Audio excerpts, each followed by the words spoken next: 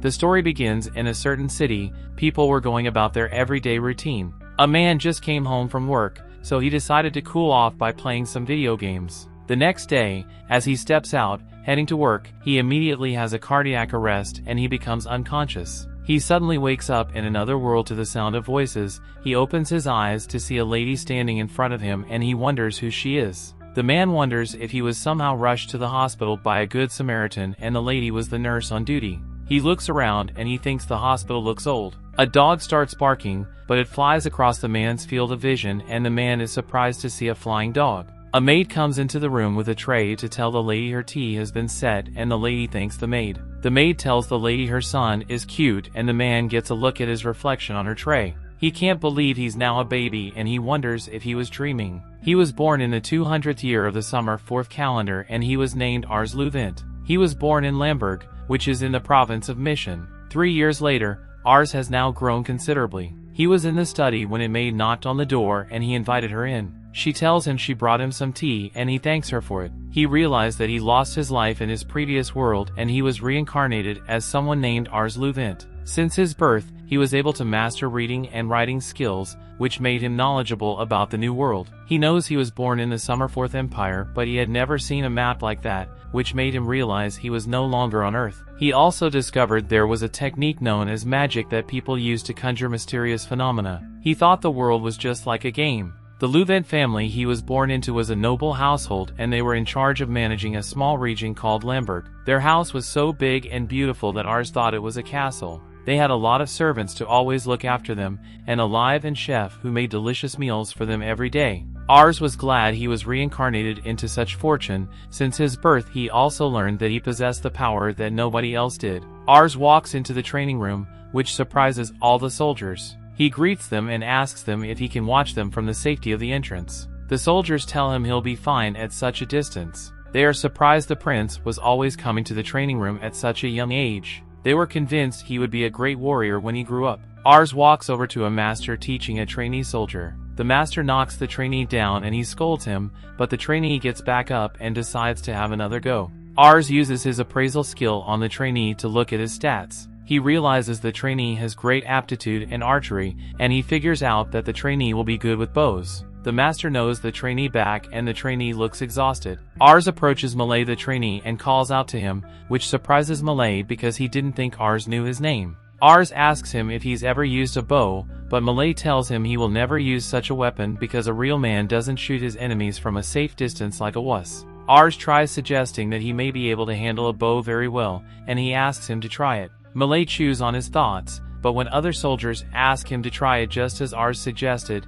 he decides to give it a shot. Malay picks up a bow and arrow, but he confesses that he's never shot one before. A soldier suggests he goes closer to the target to reduce the risk of hurting others, but Ars is confident he can hit the target from his position. Malay notches the arrow and he aims the bow at the target. He lets the arrow fly and it hits the bull's eye. They think it was pure dumb luck, so they asked him to try again. Malay shoots several arrows and they all hit the bull's eye. All the soldiers around him tell him he was born to be an archer, and Malay conveniently realizes that using a bow isn't so bad, since all is fair in war. The soldiers wonder how Ars was able to figure out that Malay will be good with a bow, and he tells them it was his instinct. The soldiers are impressed by this, but Ars knows if he told them the truth about his appraisal skill, they wouldn't believe him. Though his ability was the real deal, he was not able to use it on himself, which he wasn't very happy about. During dinner time, Ars was impressed with the meal prepared by the chef. He was about to dig in when his father called out to him. His father tells him he was informed of how Ars discovered Malay's talent with a bow and he was impressed. Ars was a bit scared of his father because he always looked so angry. Ars uses his appraisal skill to look at his father's stats.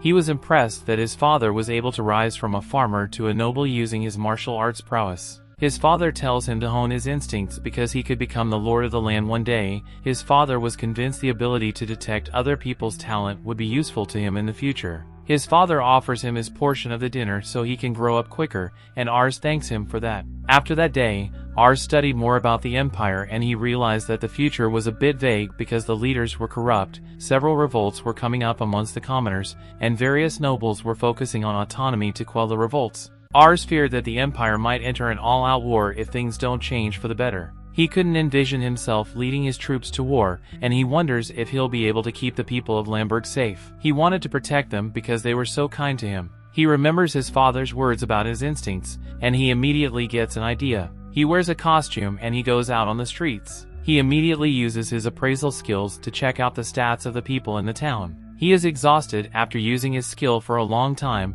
and he sits in an alley. A woman suddenly chases a man out of her shop because she doesn't want to sell her goods to him. Ars figures out that the man doesn't look like the people in his town. A boy points at the man, who is a Malcan, and he tries to get his mom to help him, but everyone avoids him because he's filthy. Ars remembers that the Malcan are a group of people that came to Summerforth from across the sea. He knows that most of them were brought in as slaves, so he decides to offer the man his bread. Everyone wonders why the heir to House Louvent is helping Malcan. The man takes the bread and he begins eating with tears rolling down his face. Ars uses his appraisal skill on the man, and he's surprised to see that his stats are almost perfect. He knows that the man can become a great warrior, but the man gets up to leave after thanking him for the bread. Ars chases after him, but the man tells him not to follow him because the people of the town will be angry. Ars asks the man if he'll want to become his retainer, which surprises the man. Ars was planning to use his ability to recruit people with potential so his domain will become stronger. The man thinks Ars just wanted to pretend,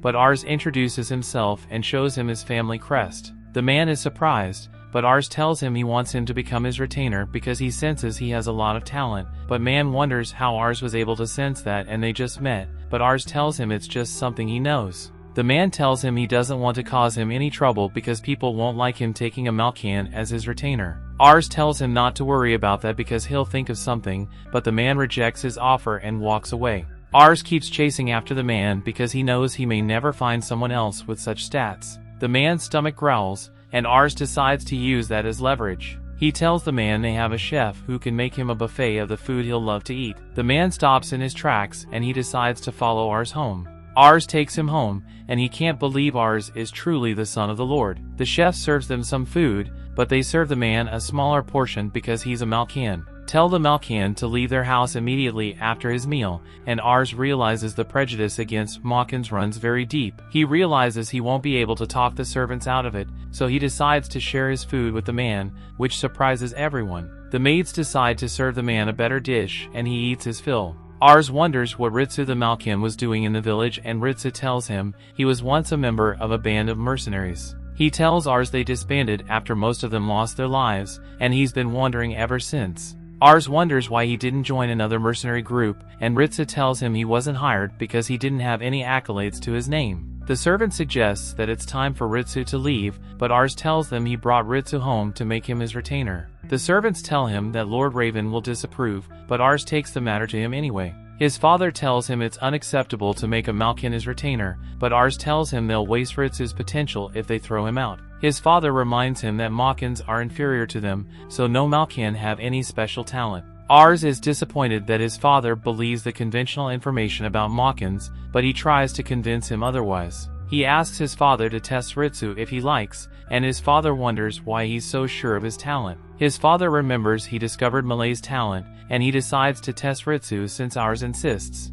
He tells Ars he'll employ Ritsu as a soldier if he turns out to be talented, and Ars thanks him for this. His father tells him the test will be a mock battle between him and Ritsu will be employed if he's able to beat him. Ars tries to convince his father that Ritsu is no match for him because he's so young, but his father reminds him that he said Ritsu was talented. His father decides to give Ritsu a handicap to make up for the difference in prowess, and he tells him they can proceed since he understands the terms. They walk out of the room and Ritsu wonders why Ars is trying so hard to make him his retainer. He thinks Ars is showing him pity, but Ars wonders if he doesn't want to become their retainer. He tells him he can call it off if he wants, but Ritsu tells him it's the best offer he's received in his life. He thinks the offer is unbelievable because Malcans are usually persecuted everywhere they go. Ars tells him he needs him because he's going to become the lord of the land one day and he'll need Ritsu by his side. Ritsu assures him that he'll do his best. Ritsu goes into the training room and the soldiers realize he's a Malcan. Ars's father asks Malay to prepare their swords,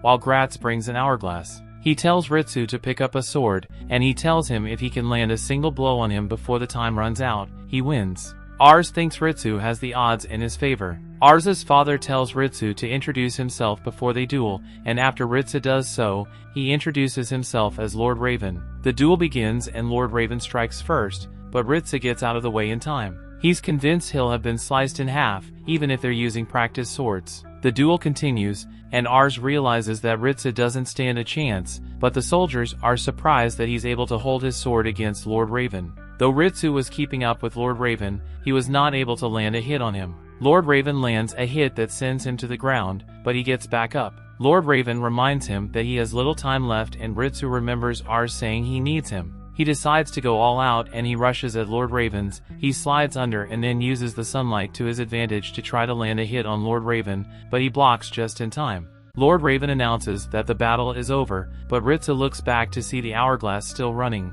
Everyone realizes that Ritsu was able to graze Lord Raven's, and they wonder who he is. True to his word, Lord Raven decides to employ him as a soldier, and Ars runs over to congratulate him on his employment. Lord Raven tells Ars his ability to sense people's prowess is top tier, and that he's confident Ars will fare well in the upcoming chaotic age. He's confident Ars will make a great lord someday. Meanwhile, all the soldiers wonder how Ritsu became so strong, and they flock around him hoping to learn his secret. Later that day, Ritsu changes into his new clothes and he promises to repay his debt to Ars with his life. The story continues. It has been several months now since Ritsu began working in the Louvent house. He trained with the soldiers each day, and all the soldiers were amazed by his skills. Though he was partaking in the war, he always stayed beside Ars. His intelligence skyrocketed after he started taking lessons, and after some time Ars used his appraisal ability on him. He was impressed to find out that Ritsu is now the most intelligent person in their house. Everyone quickly accepted Ritsu after they got to know him more and saw how gifted he was. The maids in the house were pleased to have him around, and they were also impressed by his skills and intellect.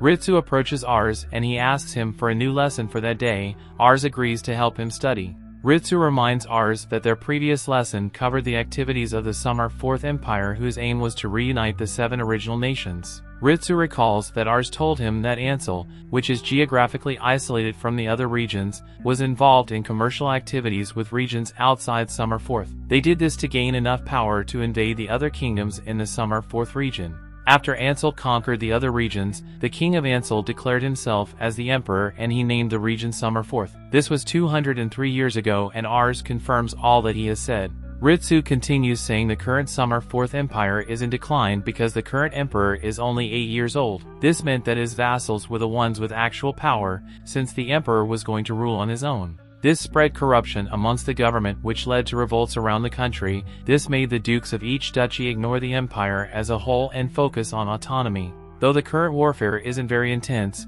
Ars is convinced there will be more severe conflict down the road, since his father is already forced to fight in the current conflict. Ars decides to use his ability to gather promising talents and prepare them for battle, even though he hopes that war doesn't break out in the future. Ars wonders where war will break out in the future, and Ritsu tells him it will probably start from the Mission region. He informs Ars that the Duke of the Duchy of Mission is very old and likely to meet his maker very soon. The Duke has 2 sons, and though the eldest is supposed to succeed him when this happens, the younger son seems more capable. The Duke was worried about who to pick as his successor in the case of his demise. Ritsu is sure that war will break out if the Duke gives up the ghost before he decides his successor. War will break out. He's also sure war will break out regardless, even if the Duke decides, because both sons are power hungry. Ars can't believe his ears, and he wonders who his father will side with if such an occurrence takes place. Ritsu informs him that his father will likely side with the eldest son, but he knows it's not his father who will make the choice.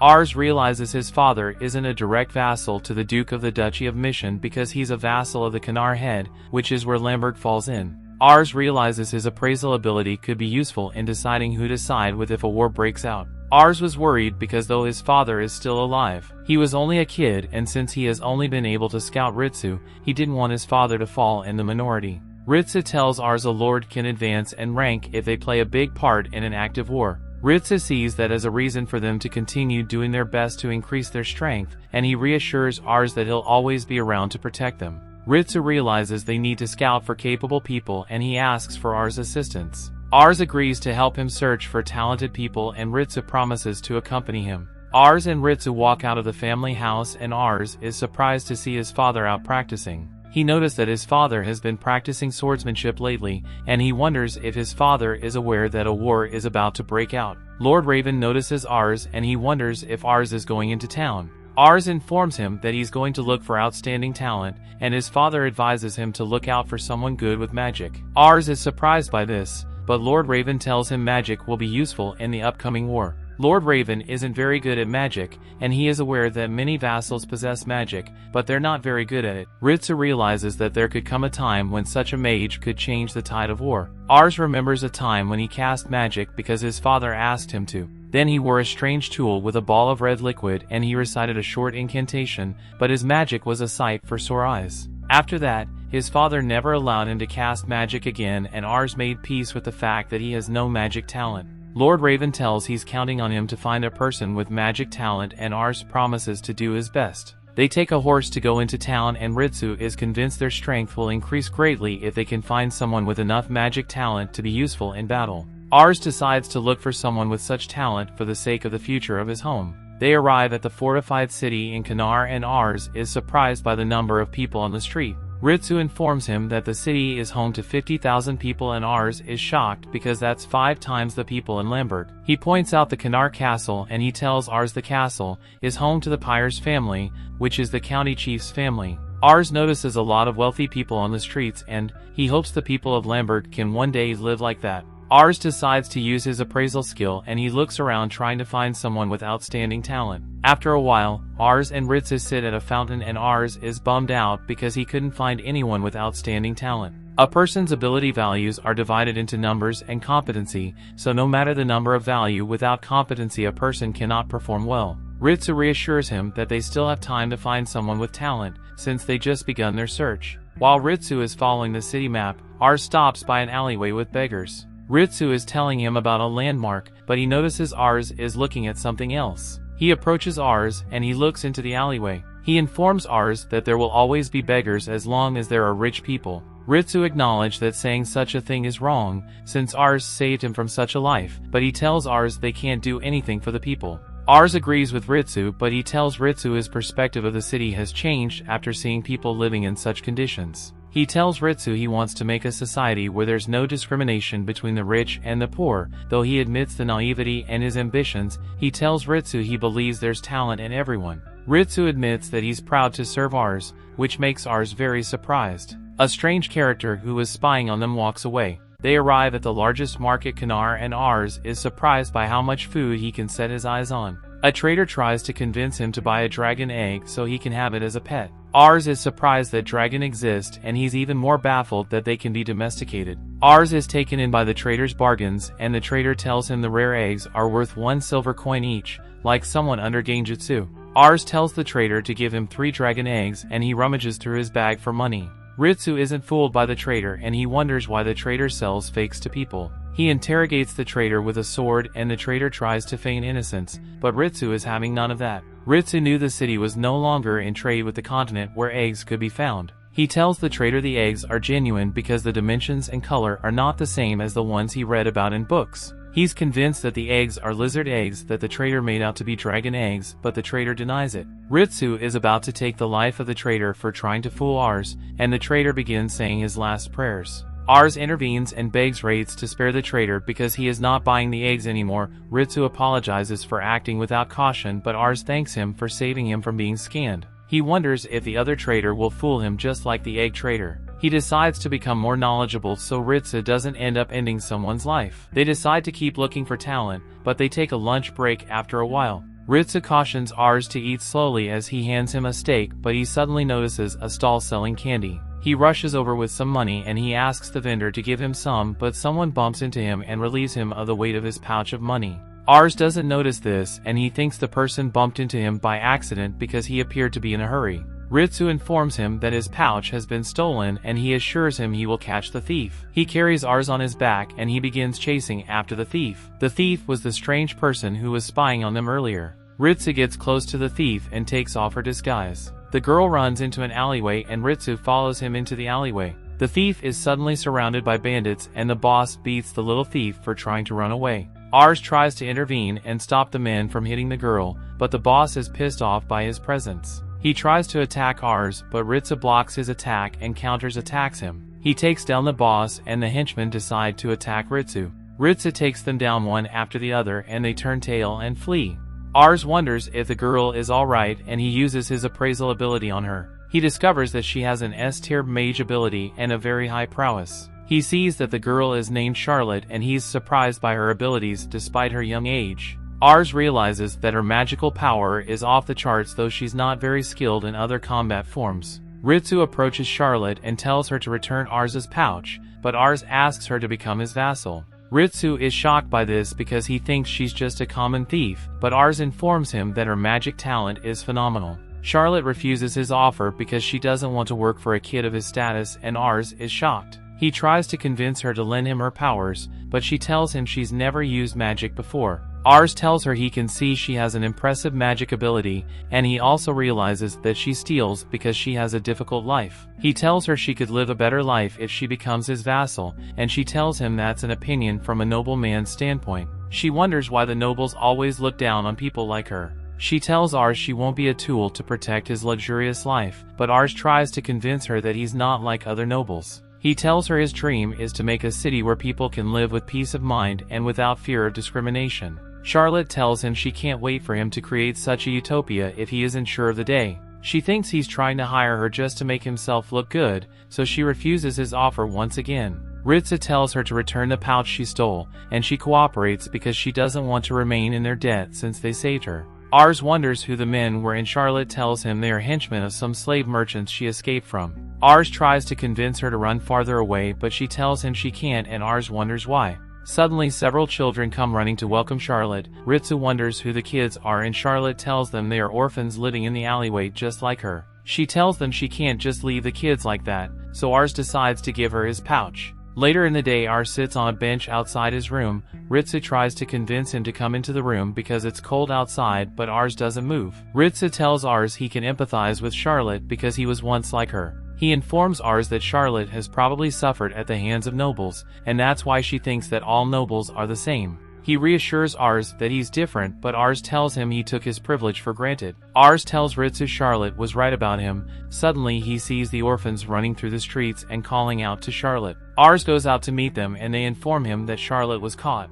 The story continues. We see the thugs throw Charlotte on the ground at their base and they beat her up for making their jobs a lot harder. They keep beating her, but Charlotte has since lost her feeling, which pisses off the thugs because she doesn't cry or call out to anyone for help. The leader of the thugs warns his underlings to lay off beating Charlotte because she already has a buyer and he doesn't want to taint her face. He informs them that he doesn't want to get on his customer's bad side, and the thugs agree to stop beating Charlotte. They suddenly notice a pouch next to Charlotte and they think it's one of the pouches she stole from people on the streets. They pick up the pouch and they notice it contains a lot of money, but Charlotte takes the pouch back and tries to run away. The thugs catch up to her and suppress her, trying to prove that she won't be getting away from them. Charlotte remembers the faces of the children in her care and all the things the money in the pouch can do for them. The thug leader informs her that there's no use running because all that awaits her is a life of misery. He tries to convince her to accept her new reality and put all the blame on her parents who abandoned her, but someone suddenly takes down the thug guarding the door.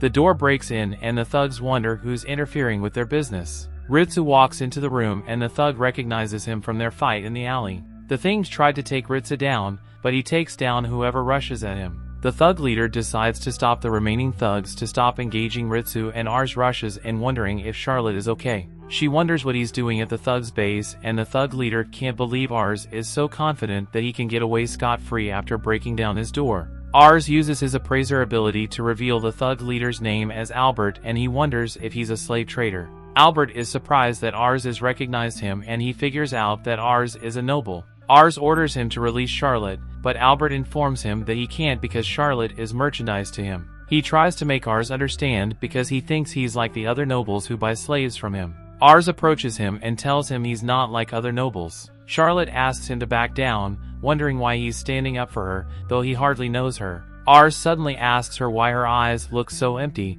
because it's been on his mind ever since he met her. Ars uses his appraisal ability on her and he notices that her ambition score is 1. Albert wonders what Ars is talking about, and Ars explains to him that someone's ambition is the person's hopes for themselves. It represents a desire to improve and hope for the future. Ars explains that Charlotte has given up on her future and that's why her ambition score is just 1. Ars wonders if Albert can imagine anyone sadder than someone who's lost all hope for their future. Albert laughs it off because he knows that Charlotte is a slave and slaves don't have a future. Ars wondered why Albert is laughing when he's supposed to be an adult that protects children's future, but he chose to steal Charlotte's own away from her. He's pissed that Albert still dares to laugh about that because they've taken away Charlotte's ability to decide her future. Charlotte remembers when she sat depressingly in an alleyway, trying to remember the last time she shed tears. She realized that crying doesn't help her solve anything, nor does it improve her probability of survival. Charlotte gave up on her dreams after she realized that people's destinies are determined the moment they are born. Charlotte closed her heart to the world to prevent them from hurting her with their glaring stares and their condescending looks. Charlotte resorted to stealing after realizing that crying is for the weak and that will leave her vulnerable to the world. She decided to focus solely on survival and do her best to do strong so she never had to cry. Charlotte now wonders why her eyes are letting down streams of tears after she vowed never to shed a single tear again. One of the thugs didn't like the tone Ars was using for Albert, and Albert decides to call down more of his underlings. He admits that he gave Ars some leniency because he's a noble, but now he's had enough of his insurance. Charlotte tells Ars to run to safety, but Ars assures her that he'll take care of everything and she'll be okay soon. Ars tells Ritsu to dispose of the thugs, but the thugs hardly give him time to finish his sentence before they rush at him. Ritsu makes quick work of the first thug, asking them if they know the grave offense they've committed. He informs them that the payment for angering Ars is their lives, but they decide to surround him and take him down at once. Once he's only one person, they all rush at him one by one, but he takes them down successively. Albert signals to his mages to take down Ritsu, but he nullifies their magic with his sword and defeats them. Albert is now at a loss of words after realizing that Ritsu is a monster. Charlotte is surprised by how strong Ritsu is, that she has some confidence that they could. Ritsu wonders if Albert is done or if he still has more men to sacrifice for his ego. Albert calls down his secret weapon from upstairs, and the huge thug comes down the stairs, wondering why everyone is so noisy. Albert informs them that the huge thug was once a captain in the Kanar army, but he was kicked out for bad behavior. Charlotte is surprised by how huge the thug is, and she informs Ars that they can't take him down. Ars uses his appraisal ability on the thug and he tells Charlotte to rest easy after going through the thug's features. The huge thug is surprised that the other thugs lost to someone as puny as Ritsu, but Ritsu tells him he can only make fun of them if he succeeds in taking him down. The huge thug promises to take the weight of his head off his body, and he tries to grab at Ritsu, but he only grabs air. He wonders if Ritsu disappeared into thin air, but Ritsu is hanging on a chandelier and he mocks him for being so slow. Ritsu makes the thug eat his boot, and when he recovers he makes him see butterflies with a strong punch to his jaw, which takes him out. Charlotte wonders how Ritsu is so strong while Albert mourns his fallen soldiers. Albert warns that Ars's actions will anger the headman of the Kanar district because he approves of slave trading. Ars is aware of that, so he decides to pay for the purchase of Charlotte. Albert is adamant about taking the money, but Ritsu reminds him that the slave trade is built on trust. Albert wonders what Ritsu is getting at, and Ritsu informs him that if they take Charlotte away without paying, it would ruin his reputation. He suggests that he informs his buyer that someone came up to him with a better piece so they don't have to resort to unethical measures to ensure Charlotte's safety. Albert gives in telling Ritsu to take her, and Ritsu is so glad that Albert is cooperating that they decide to throw him some extra to cover for his troubles. Ars appreciates Ritsu for his effort because things worked out just the way he said they would. Ritsu informs Ars that he's honored as always to be in his service. They both walk over to Charlotte and Ars offers her his hand to help her up so she can go back to her friends who are waiting for her. Charlotte reluctantly agrees, but when they come out of the thug's base, Charlotte informs them that there's somewhere she would like to go before they return home. Charlotte leads them through a thick forest which tires Ars who can't wait till they get to their destination. Charlotte is amused by how vulnerable Ars looks, but after a short distance she announces that they have arrived at their destination. Ars looks up to see a beautiful view of the town from a rock, and Charlotte informs him that that's her secret spot. Whenever she takes in the view from the spot, all the problems that the town presents fade into oblivion. She always goes to the spot to take in the view from time to time just to keep her sanity because she likes the place. Ars wonders why she would share her special spot with him, and Charlotte reminds him about his dream to build a town where underprivileged people are treated just like nobles. She wonders why he has such a dream, and he tells her it's because he likes children, a statement that would land him in jail if he was in his previous life. Charlotte wonders why he's saying that even when he's a child, and Ars remembers images from his last life. He informs her that a child's smile can lift one's spirits when they're down because a child's smile is so full of hope. They both take in the view from Charlotte's special spot one last time. The next day, Ritsu and Ars are hanging out with the children as they play around. The orphans talk about their dreams for their future, and Ars is pleased that the children have hope for what the future may bring. Ars is convinced that happiness holds great power, and the children's smiles can also influence the adults to get excited for the future and try to live a better life. Ars is convinced because that kind of enthusiasm can make a city a better place. Ars stares into the distant horizon, hopeful that he can build a place where children will always have hope. He informs Charlotte that such a responsibility can only fall on the shoulders of the leader of the city. That's why he wants to build a town where people like her can live stable lives. Ars suddenly realizes that he sounds like he's lecturing her, and he apologizes for this. He admits that he was caught up in the moment because he's so passionate about his dreams. To his surprise, Charlotte agrees to go with him and become his retainer. Ars wonders if Charlotte won't worry about the children, but she informs him that the children are the reason she's going with him. She informs him that she wants them to have a future similar to the one he's describing, and Ritsu decides to confirm her magic ability using a magic item. Ars wonders where he got the item from, and he informs Ars that he borrowed it from a house they visited. Ritsu hands Charlotte the magic item so she can test her magic because he wants to see her magic ability for himself so he can fully take her as a comrade. Charlotte confesses that it's her first time using magic and she doesn't even know how to cast spells. Ritsu decides to show her how to cast a spell while Ars looks on with anticipation, wondering what someone with an S-rank aptitude is capable of. Ritsu informs him that she's ready, and she says the incantation that Ritsu told her. A huge fireball suddenly manifests in her outstretched palm and a flame bursts into the air. To the surprise of Ritsu and Ars, people in the town are also surprised by the spell. The magic item breaks from the magic overload, and Charlotte is happy with the power of her spouse. Ars is amazed by Charlotte's power, while Ritsu is so dazed by her magic that he barely manages to squeeze out a compliment from his mouth. Charlotte wonders if she'll get food and a place to live once she becomes Ars's retainer. He informs her she'll get all that, including a monthly salary, but she asks him to send her salary to the children because they'll have a hard time getting along without her. She informs him that all she needs is food and a place to live, and Ars promises to give her salary to the orphanage. Ars informs her that he's enthusiastic about her future. Charlotte prostrates and promises to do all she can to make his dream come true. Ars tells her she doesn't have to be so formal, and she decides to do away with it because she's not very good with fancy talk. Ars informs her that they need to head back home since they've gotten what they want and they're running out of money. Charlotte immediately apologizes for stealing their money, and she thanks them for saving her from the thugs. Ars tells her not to worry about it, but Charlotte didn't imagine she would one day be a retainer to someone younger than her. She tells Ritsu she's more interested in Ars's future, and Ritsu agrees with her. The next day, Charlotte goes to say goodbye to the orphans, and Ars is glad that he now has another dependable companion. Though he was glad that his house was now stronger, he was also feeling the pressure of having amazing people around him while being completely normal. Ars decides to stick to his dream and try his best to achieve it. On their way back, they stop to take some snacks, but Ritsu notices that Charlotte has bad table manners. He informs her she'll have to learn it if she wants to remain as Ars's retainer, but she tells him it's impossible. They arrive home, but Lord Raven refuses to acknowledge Charlotte as Ars's retainer because the battlefield isn't fit for a woman. Ars asks Charlotte to demonstrate her power to Lord Raven, and after seeing the result, he immediately accepts her into Ars Louvent. The story continues. We see 3 years later, Ars welcomes his father back home and explains that their domain lies in the Canard district, and because of it, they've been dealing with land disputes with the neighboring province. Therefore, his father has been dispatched there several times to solve the conflict.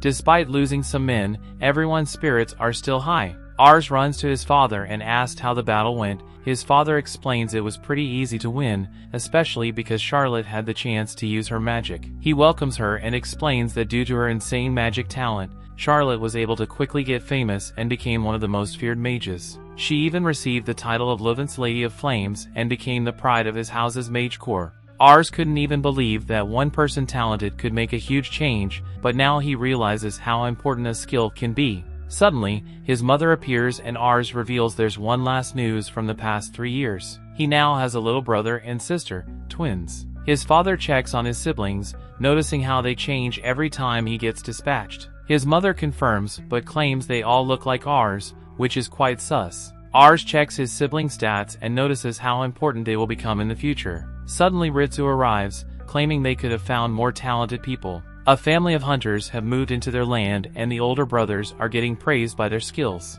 Ars decides to check it out the next day and prepares to leave with Ritsu on a horse. Ritsu explains the family lives in the woods, but Charlotte wants to know what he will do. Ars explains and she decides to join them as Ars' escort because it's her off-duty day. Ars is having the comfiest horse ride, but Charlotte thinks this is taking too much time. Ritsu explains it's her fault because she can't ride and they're forced to ride the same horse. Charlotte complains, mentioning that she and Ars are light and that Ritsu should get off and run. He refuses to because she's the one who insisted in coming with them. She claims that she wants to escort Ars, but Ritsu insists that he's capable of doing anything by himself. They continue to argue, with Charlotte mentioning that she is the one who can protect Ars because of her real battle accomplishments. However, Ars notices that he's breaking up his comrades while looking for new ones. As they continue, they see a boar passing by but gets shot down by an arrow. They're impressed by what they just watched and notice the two mentioned siblings. The siblings compliment each other while calling out their competition.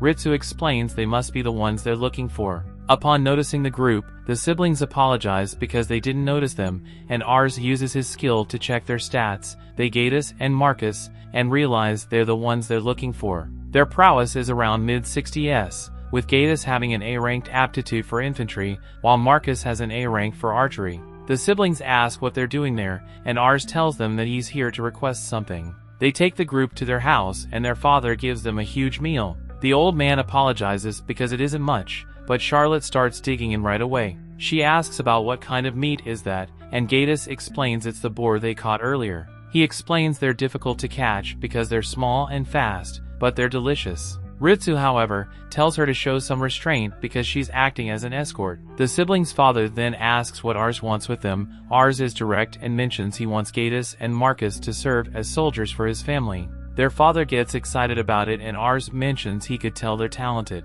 Ritsu adds that Ars is capable of noticing someone's talent, which increases the family happiness. The father mentions how they now can fulfill their dreams to become soldiers. The siblings promise to do their best, and he mentions how Ars is a lot more mature than his youngest son Roselle, who is a similar age. Ars becomes curious and explains that his younger son is quite inept. At the same time, the same kid sneakily enters the room and takes a loaf of bread. Ars asks where Roselle is, and Charlotte asks if that's him. They all notice him, and the father tells him to stop sneaking without greeting the son's lord. The kid turns around and is clearly too shy to greet someone properly. Ritsu notices how his hair is different compared to his brother's. Suddenly Ars' ability activates and he notices the small kid has huge potential. Not only his ingenuity can reach 109, but he also has several ranked skills plus an S-rank strategist. Ars can't even believe this ingenuity and thinks it's like a famous general who was reborn. He thinks Roselle is a monster and doubts that he will be able to find a higher stat in the whole empire.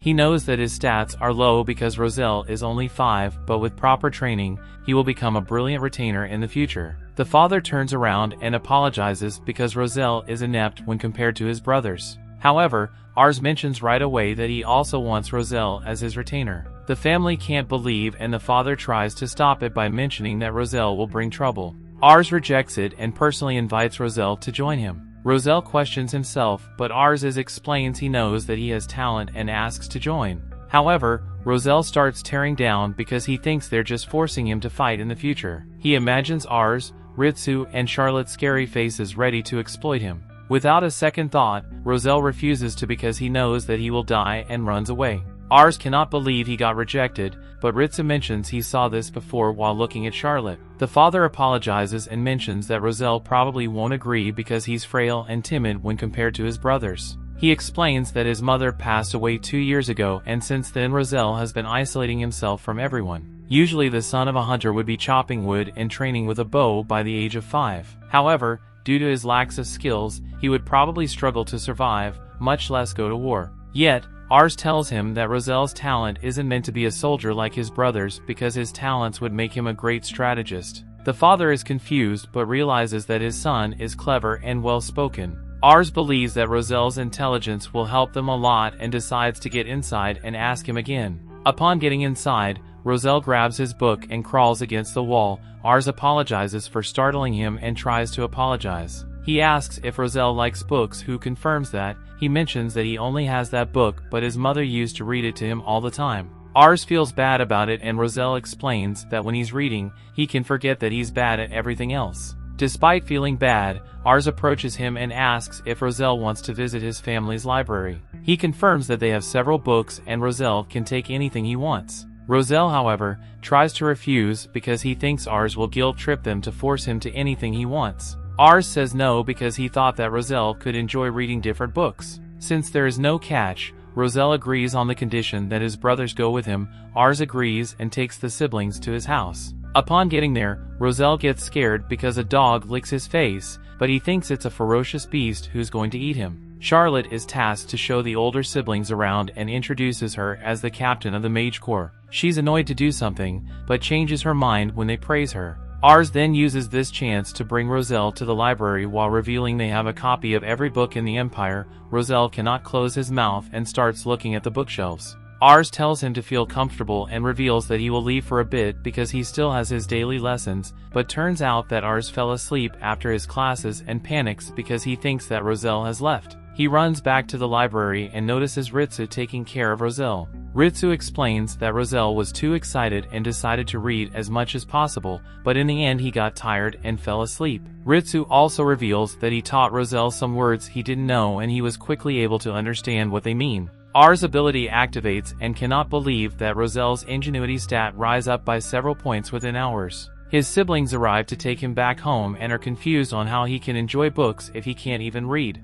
Ars is shocked, but they explain that hunters don't need reading skills. Roselle wakes up and Ars asks him how he learned to read. He explains that he remembers his mother reading to him when he was little, so he tried to match what she was saying to the words on the page until he was able to read it. Gatus is confused because Roselle was 3 at the time, but the young kid explains that he remembers everything since he was born. This shocks everyone, especially Ars, who realizes that Roselle is so talented to the point where he learned to read on his own. He cannot let such talent to go waste, but there's a problem: his family. Ritsu proposes that they could let everyone know there's ways to hunt without a bow, which will also give Roselle some confidence. Therefore, Ars visits the hunter family the next day and tells the siblings to use traps instead of bows. They all get confused, but he explains that it's popular in other continents. Gatus doesn't think it will work because sewer are fast and smart animals and it shouldn't be possible. Ars, however, counters and holds Roselle's hands while mentioning that his real strength is his brain,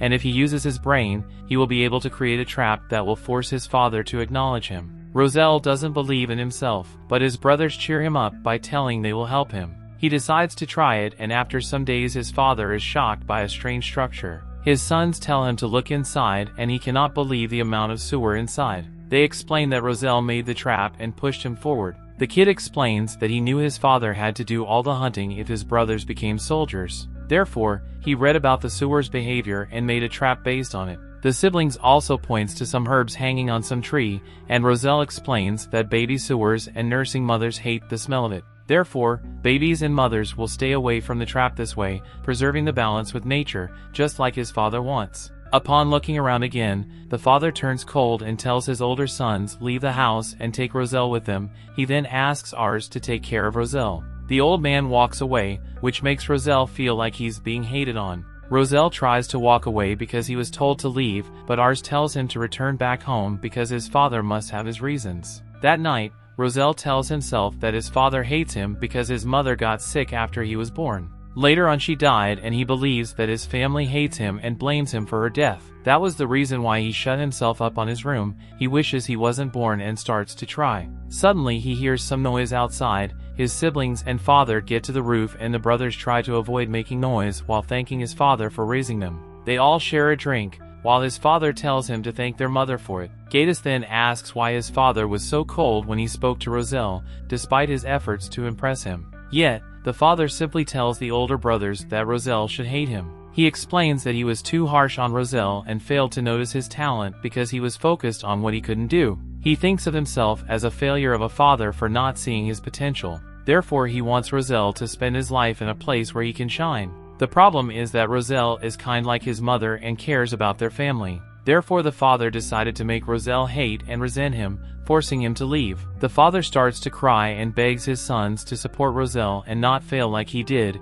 Roselle is listening to their conversation and cries. The next day, Ars and Ritsu come to pick up everyone and Roselle ignores his father, deciding to leave without saying goodbye. His father is sad but decides to focus on cutting some wood. Roselle, however, gets closer and reveals that he could never hate his father. He confirms that he was useless at home, but he will learn under Ars and become a lot useful in the future. He starts crying and asks if they can live together again when that day comes. His father turns around crying and tells his youngest son that he will wait for him. The older siblings turn to Ars and thank him for taking their whole family as retainers. Ars, however, reveals that he only cares about the people who live on his domain and is happy to see their family bond restored. The three siblings then pledge loyalty and promise to become useful in the future.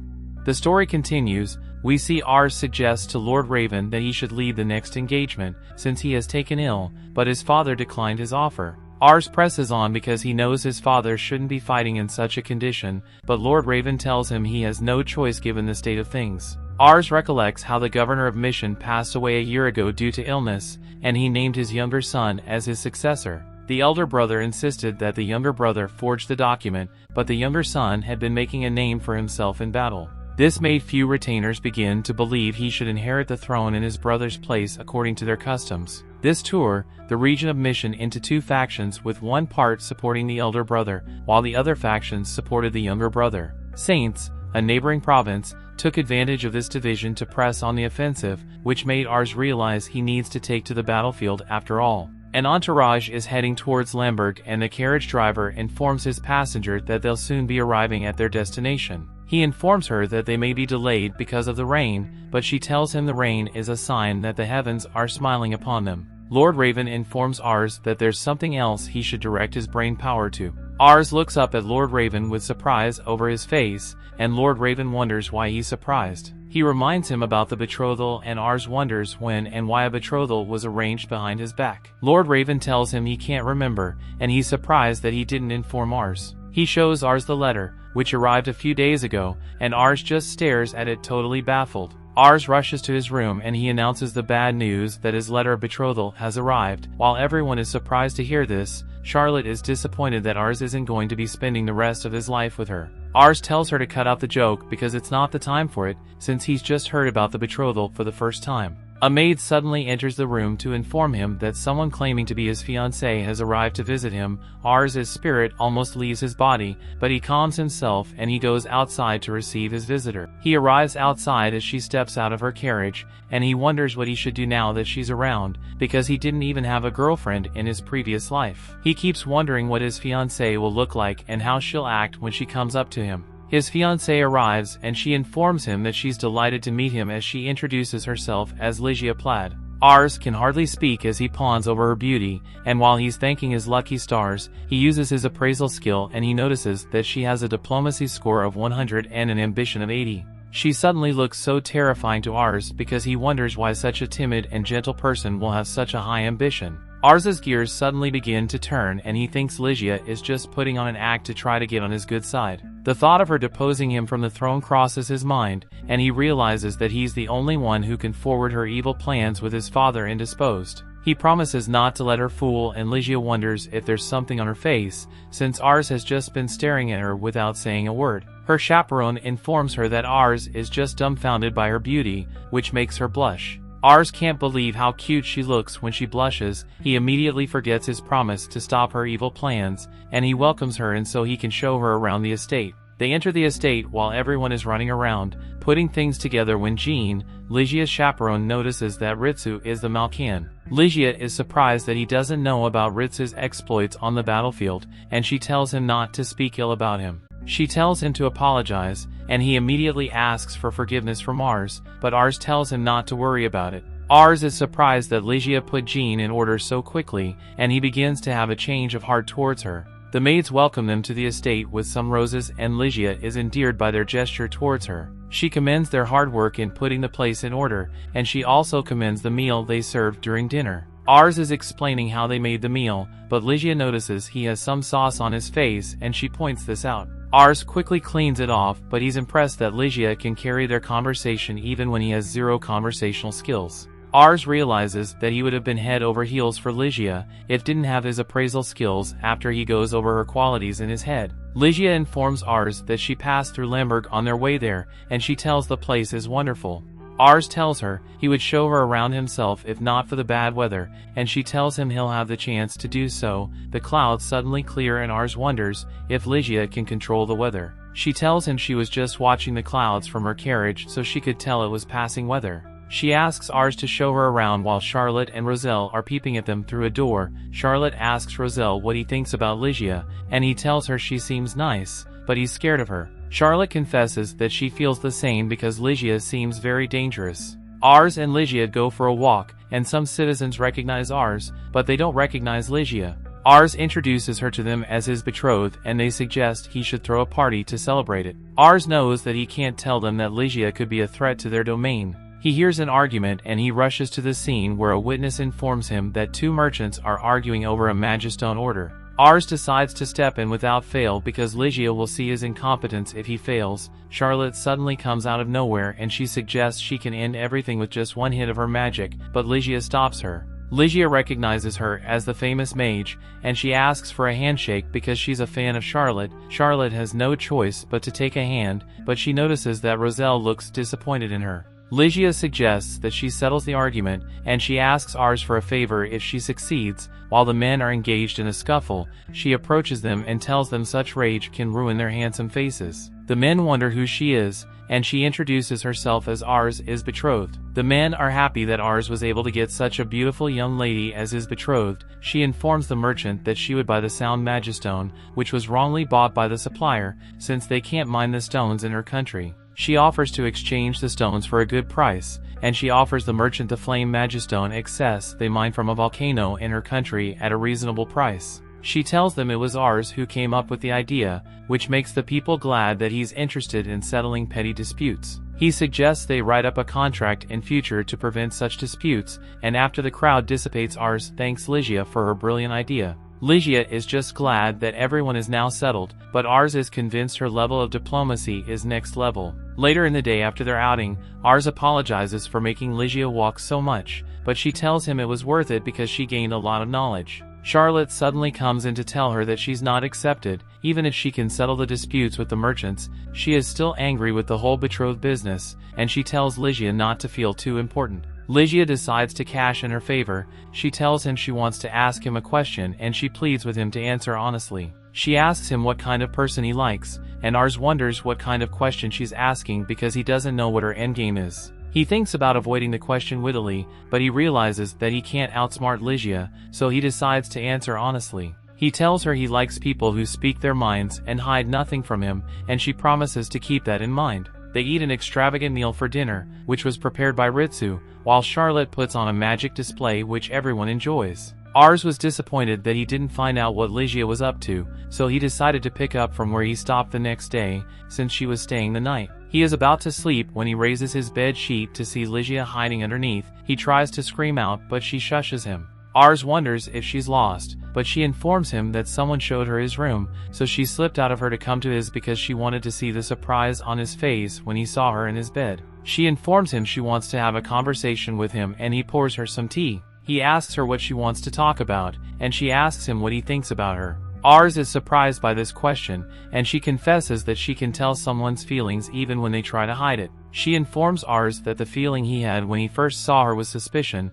She was fine by this since they just met, but she was surprised that his suspicion grew the longer she conversed with him, which was a weird occurrence. She wondered why he didn't trust her so much to the point that he asked her to tell him her true feelings. Ars is impressed by her observational skills, and he realizes he's made her uneasy for a while, so he decides to answer honestly. He informs her about his appraisal skill, and he tells her she has a higher diplomacy and ambition stat than most people. This made him think she had an ulterior motive because her actions were so calculated.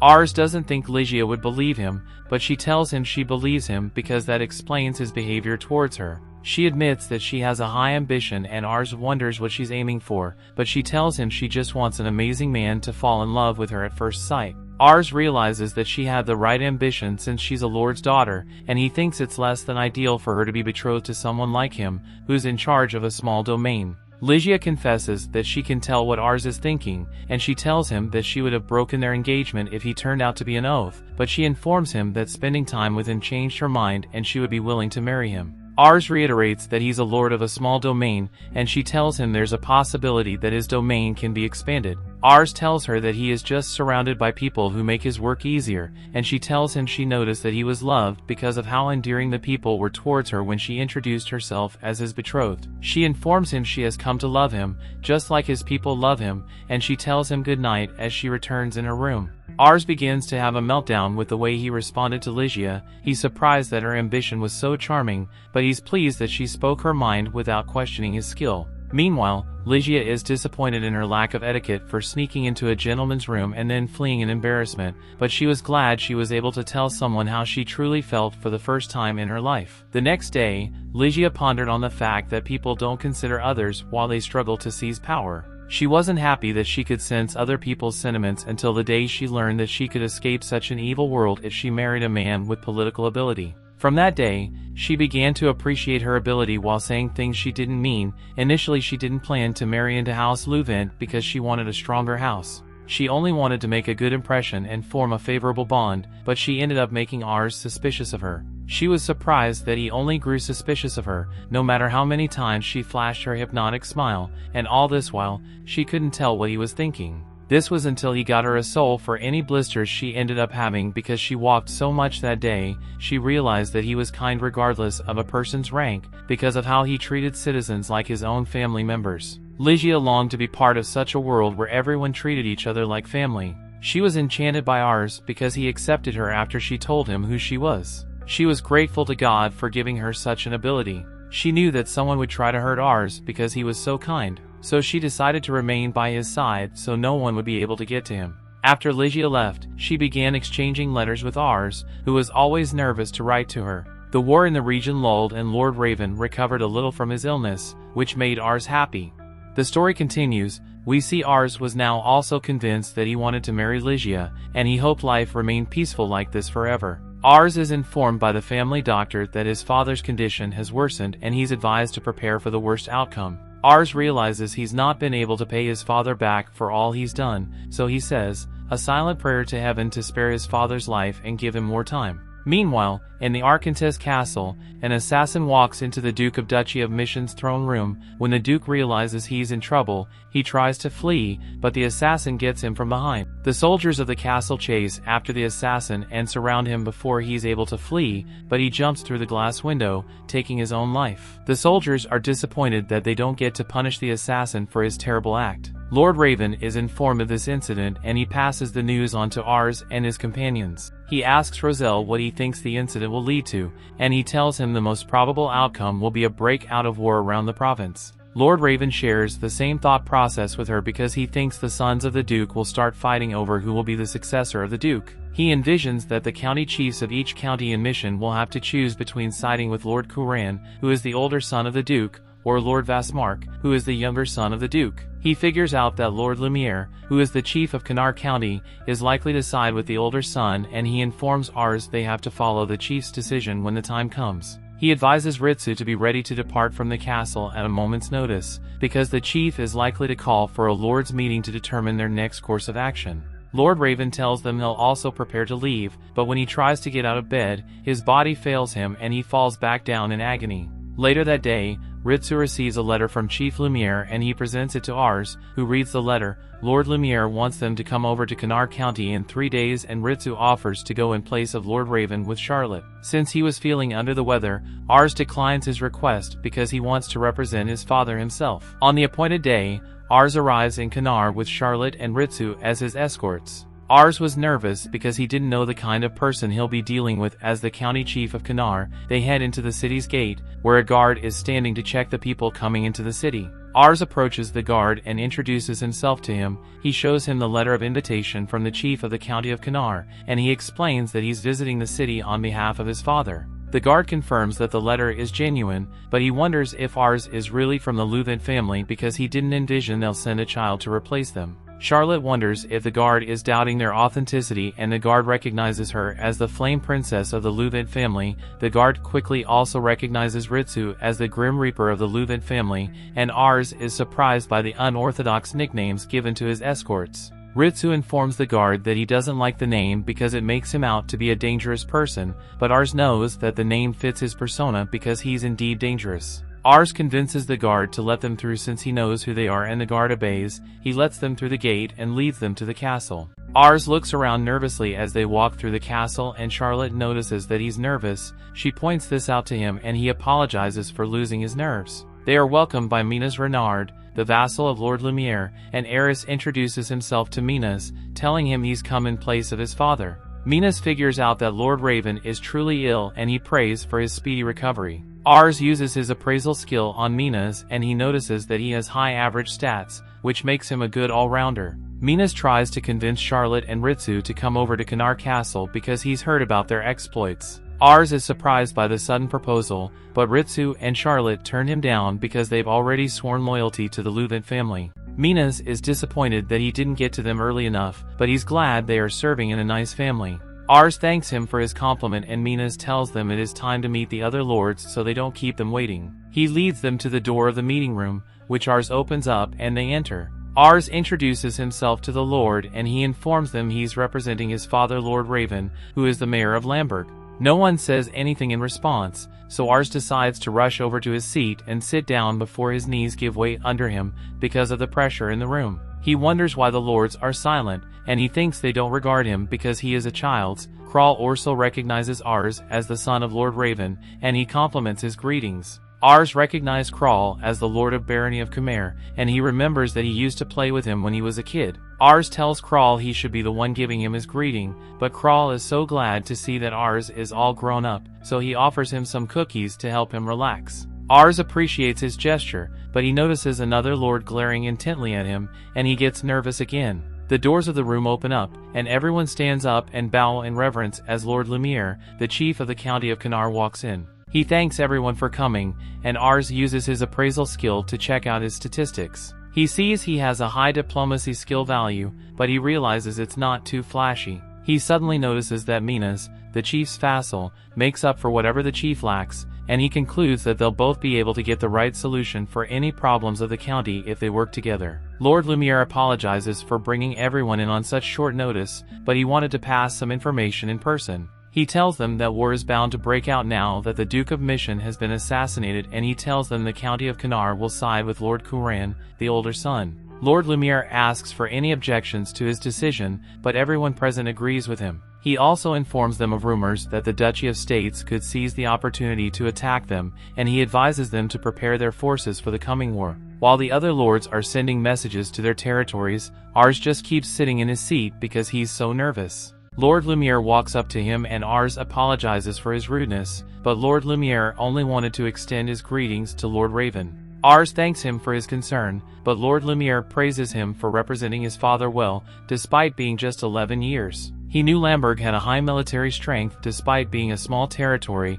and he tells Ars to do his best in the coming times of war because he's counting on him. He extends such expectations to Ritsu and Charlotte too, and they all assure him they'll give their best. Lord Lumiere walks away from the meeting, and they all make a silent promise not to fail him. The Lord, who was glaring at Ars earlier, calls out to him and he introduces himself as Lord Hammond. Ars recognizes him as the Lord of Barony of Torbaquista and Lygia's father. Ars wonders why the Lord walked up to him, and the Lord informs him that Lygia has been in a bad mood since she returned because she was dissatisfied with her interactions with him. Though Ars wonders what he did wrong, he apologizes for being the cause of his daughter's foul mood. Lord Hammond asks Ars if he has responded to his daughter's letter, and Ars remembers he wasn't able to write a response because his father fell ill and then the Duke got assassinated, so he hasn't had time to himself. He tells Lord Hammond that he hasn't replied, and the Lord is disappointed to hear that Ars promises to send a reply once he returns home. The Lord realized his daughter liked Ars because she previously behaved without emotion,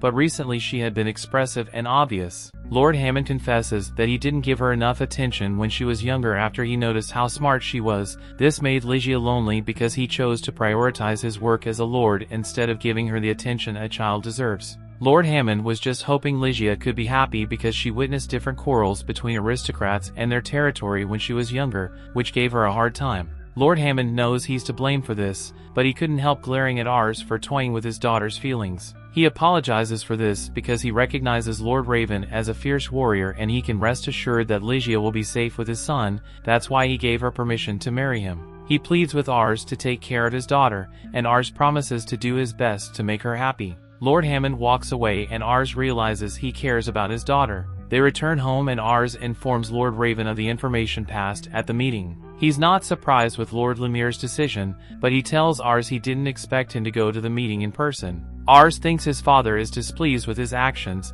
but he gets a complimentary pat on the head as his father commends him for his maturity. He thanks his father for the compliment, and he proceeds to his room to write a response letter to Ligia. He tells her the reason he couldn't write back to her immediately, but he also informs her that he met her father. He hoped their families would be able to work together during the war, but he was worried about her welfare now that tensions were high. He remembers his promise to her father to win the war so he can protect her. So, the next morning, he decides to train with Ritsu. Ritsu knocks him down, but he gets back up to his feet to continue because he wants to be able to do the bare minimum when war eventually breaks out. Ritsu advises him to rest since they've been training all morning, but Ars urges him to continue because he's still in good condition. Ars is disappointed that he wasn't getting better while everyone else was improving. He remembered the disastrous result of the mock battle. He led some troops to which made him realize he doesn't have any practical experience of war. He recalled how he flinched when he saw soldiers approaching him, and though he was sure Ritsu and Charlotte would help him, he didn't want to destroy the troops' morale on the battlefield by his lack of confidence. He knew that it would be pointless to lead an army of powerful people if he was weak. Roselle suddenly runs up to him and informs him that the Lord of the Barony of Khmer is asking for their help because the Duchy of Scythes sent an invasion force to their territory. Ars remembers that Lord Kral is in charge of that territory, but Ritsu figures out that they can't stay out of the battle because they're close to Khmer and they'll be next on the invasion list. Ars realized it was time for him to go into battle because his father was in no condition to lead the troops. He gets the jitters, but he informs them that he'll be leading the troops and he asks them to assemble in the courtyard. Ritsu promises to help him win his first battle. After the troops gather, Ars begins to give them the infamous war speech, but his father suddenly cuts him off because he's not old enough to go to war. Lord Raven decides to lead the troops, but Ars reminds him that he's sick and can't go to war. Lord Raven tells Ars he'll give his life to protect the future of the county of Kanar. Ritsu tries to make a case for Ars, but Lord Raven tells him to stay out of it. Ars tries to convince Lord Raven that they'll win because he has Ritsu and Charlotte by his side, but Lord Raven tells him the problem is that Ars doesn't have the warrior face. Lord Raven realizes that Ars doesn't know what he's talking about, so he asks his soldiers to bring out a criminal for his execution. He tells Ars the criminal has committed heinous crimes, but his illness delayed the execution. He tells Ars to watch as he executes the criminal, and he promises to recognize Ars as a warrior and let him lead the troops into battle if he remains calm. Ars wonders how his father expects him to remain calm when a man is being executed in front of him, but the criminal tells him he gets the best feeling when he takes innocent lives, just like Ars's. Lord Raven gives the order to carry out the execution, and though Ars tries to keep his cool, he gets nauseous and he throws up. Lord Raven concludes that Ars cannot lead the troops, so he decides to lead them himself. Ars's companions rush over to his side to comfort him, but Lord Raven tells them to follow him because they need to head into battle. As they walk away, leaving Ars on his knees, he realizes that he's truly not ready for war. The story continues. We see at the conflict boundary, Lord Raven gallantly leads his men through the battlefield, taking down scores of enemies. He rode valiantly on his horse, leading the charge of the soldiers with Ritsu riding beside him, filing down the enemy soldiers like Lego figures. Roselle stayed safely behind enemy lines as the tactical mastermind, directing the advancement of infantry soldiers and the archers. He gave them the order to group off and fire long shots at the enemies, taking down most of the enemies on the front line. Charlotte was also moving together with the army, easily taking down the enemy soldiers with her overwhelming magic and breaking through the fortress. Lord Raven and Ritsu continued to fight on the front lines, breaking through the enemy's formation and charging forward. Though Lord Raven was still sick, he wasn't deterred by this, and his resolve to win the battle remained strong. As he continued to charge forward, though the enemy outnumbered the Kanar army 2-1, the Louvent army was able to take the fortress thanks to the leadership of Lord Raven. The battle lasted for over a month, and Lord Raven was only able to return to the Louvent family house 4 days after Ars's birthday.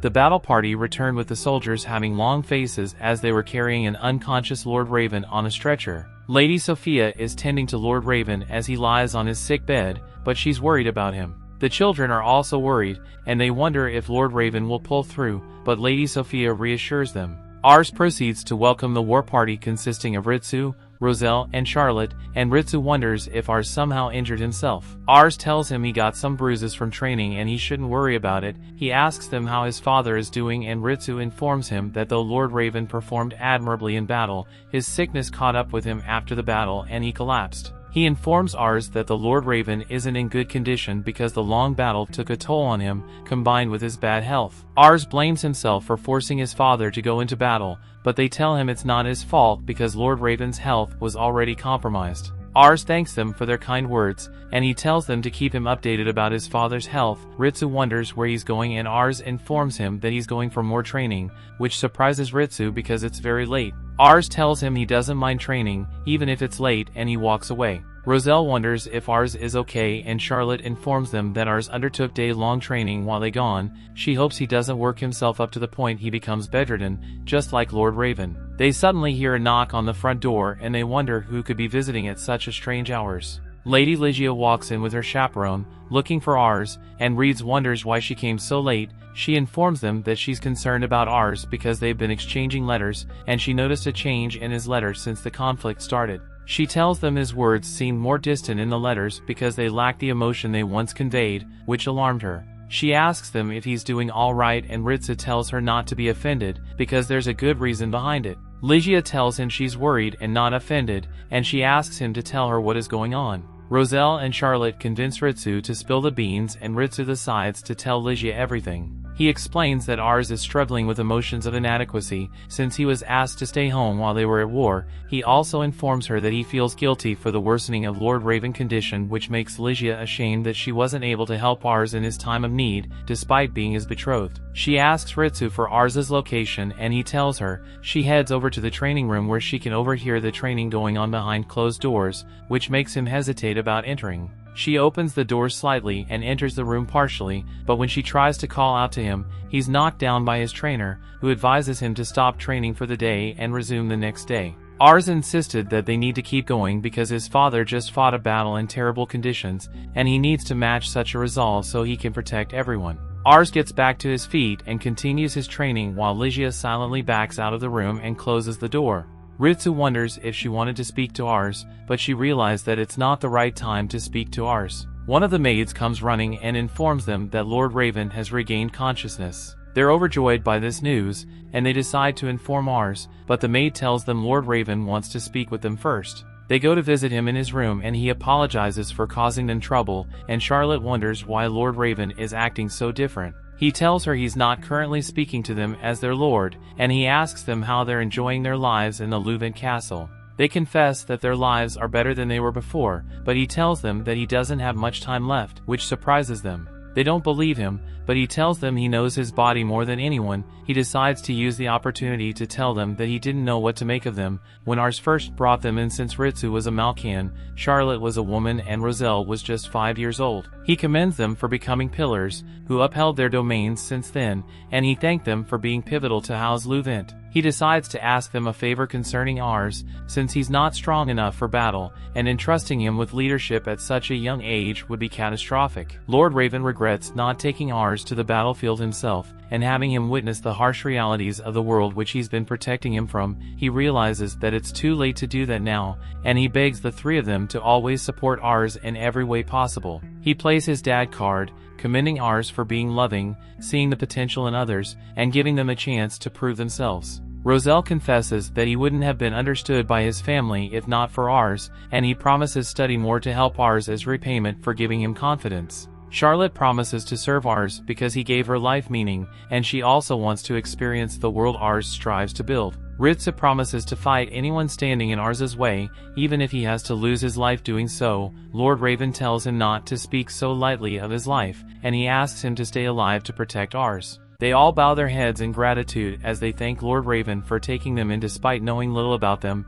Ritsu decides to lay a request to Lord Raven. Lady Ligia is waiting outside the room, and Ritsu suddenly opens the door to inform her that Lord Raven wants to speak to her. Ligia knocks on the door and enters, while the other three leaves the room to Ligia and Lord Raven. Ligia introduces herself to Lord Raven, and though she said they couldn't meet under better circumstances, she's glad she has the opportunity to meet him privately. Lord Raven apologizes to her because she had to see him in such a sad state, and he wonders if she remembers when they first met. Ligia is surprised because she doesn't remember meeting previously Lord Raven, and Lord Raven confesses that he was the one who requested her engagement to Ars. When he first met Ligia, he thought she was very wise despite being so young. He also noticed she was very kind, which made him realize he wanted someone like her to be by Ars's side. Lord Raven tries to convince Ligia even though their family territory is small and Ars could be vulnerable. Ligia knew that Ars's kindness made him vulnerable, but she informs him that he's doing his best to be better than him.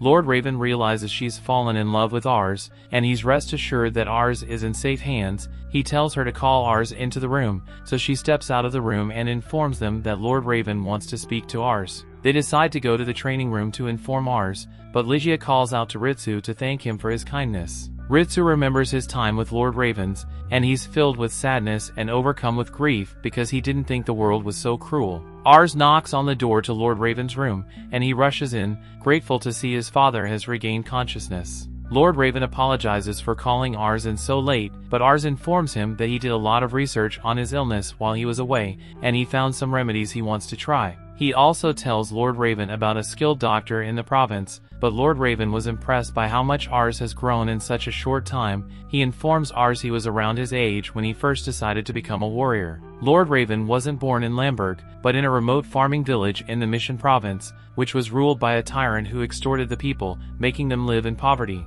Lord Raven couldn't take that, so he ran away from home and fled to the city when he was 10, and the day he arrived, the governor of Mission was visiting the city. Though Lord Raven's memory of that time was vague, he vividly remembers the grandeur of the governor, which made his heart race. That was when he made the resolve to become a man who could be a governor and lead many soldiers. He studied the sword and trained by himself. He fought battles with all his heart, which made him stand out among other soldiers, and he was appointed a domain by Lord Lumiere. Lord Raven can't believe how much time has passed since then. He saw his citizens as treasures worthy of protection, and he devoted his life to doing that. Lord Raven suddenly gets into a coughing fit, and Ars rushes closer to him to offer him some aid. Lord Raven knows that Ars feels responsible for his condition, but he informs Ars not to feel responsible because he chose to live like that. Lord Raven begs Ars to take care of everyone in his absence, which makes Ars very emotional, but he puts aside his feelings and he assures his father that he'll take care of everyone. Lord Raven can see that Ars's readiness has increased, and he apologizes that he has to be such a huge responsibility because he's his son. Ars tells him he's glad to be his son, and Lord Raven realizes that Ars is finally a man. He asks him how his relationship with Ligia is going because she's a force to be reckoned with. He informs Ars that Ligia was blessed with more of her mother's features than that of Hammond her father, and Ars wonders if he's close to Lord Hammond. Lord Raven recalls when Lord Lumiere asked him to have a mock battle with Hammond when he was just 16. Lord Raven and Ars spent the whole night talking intently to each other, but by the next morning, Lord Raven was no more, which was year 212 of the summer 4th calendar. Lord Raven was put to rest, and Ars comforted his siblings' cries and ran as they said their final goodbyes. Ars drops the flower on the pyre in honor of his father, and he tells everyone his father was a great man because he taught him many things. He informs them that he spoke to his father at length the previous night, during which his father entrusted all of them who were citizens of Lamberg to his care. He confesses that he's not as strong as his father, but he sincerely asks them to lend him their aid so he can care for them more than anyone else. This makes the people emotional, and they promise to give Ars their support, as they encourage him to do his best as their leader. Charlotte remembers the advice Lord Raven gave her on battlefield. Roselle remembers one night when he stayed up to read, and Lord Raven came around and told him to take in time to grow up. Roselle informed Lord Raven that he was studying to make sure he could be useful to Ars, but Lord Raven told him to take it easy because he has many years ahead, which made him grateful. Ligia remembers the advice Lord Raven gave to her the previous night, and she gets emotional. Her feelings are conflicted because though she's emotional about the loss, she can't help but feel delighted to be present, to see him off to the world. Ars is grateful to everyone for their encouragement, and he prays to his father to keep watching them from above. Ars announces that he's now the leader of the Louvent house, and everyone takes a bow in reverence. The legend of House Louvent is about to begin in full swing. That brings the episode to an end. Thanks for watching. Want next part? Subscribe the channel and turn on notification bell.